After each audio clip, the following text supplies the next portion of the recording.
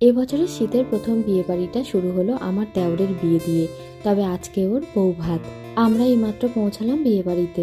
বর আর বউয়ের জন্য স্টেজটাকে খুব সুন্দরভাবে সাজানো হয়েছে।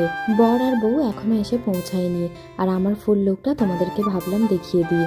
এখন তো স্টেজটা ফাঁকা আছে, তাই মা আর সানায়াকে বললাম এখানে এসে বসতে, ওদেরকে কয়েকটা ভালো ভালো ফটো তুলে দিই। তবে তোমরা কি কেউ লক্ষ্য করেছো, দাদিমা আর নাতনি একই কালারের ড্রেস পরেছে। এখন আমি চলে আসলাম, এখানে কি কি স্টল দেওয়া হয়েছে। আছে কফি, তার সঙ্গে আছে ফুচকা, আর এদিকে দেখছি আবার আছে দই ফুচকা।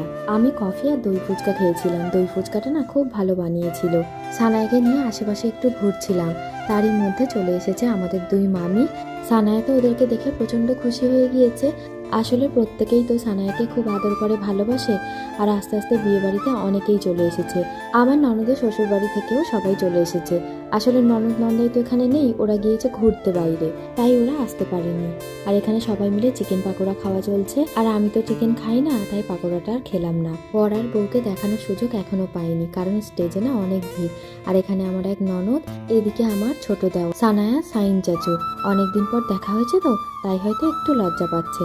এরই মধ্যে সানায়া আবার ও দাদুর সঙ্গে দুষ্টুমি শুরু করে দিয়েছে। এখানে আমার বোন আর আমার ননদের ননদ তনু দাঁড়িয়ে আছে দুজন মিলে। এটা আমার মামি শাশুড়ি আর ননদ। আর এখানে আমার আরো এক ননদ। আসলে এটা তো আমার মামা শ্বশুর বাড়ি। এখানে আমার ননদের টিম আছে, আর দেওরদেরও একটা টিম আছে। কাকে ছেড়ে কাকে যে দেখাবো তার কোনো ঠিক নেই। ইনি আমার সেজো মামি শাশুড়ি। এনারই ছেলের আজকে বউ ভাত। ক্ষীর খাওয়া নিয়ে আর বিয়েতে না আসতে পারিনি। ওই যে বাড়ি থেকে দূরে থাকলে যা হয়, সবকিছুতে আসাটা সম্ভব হয় না।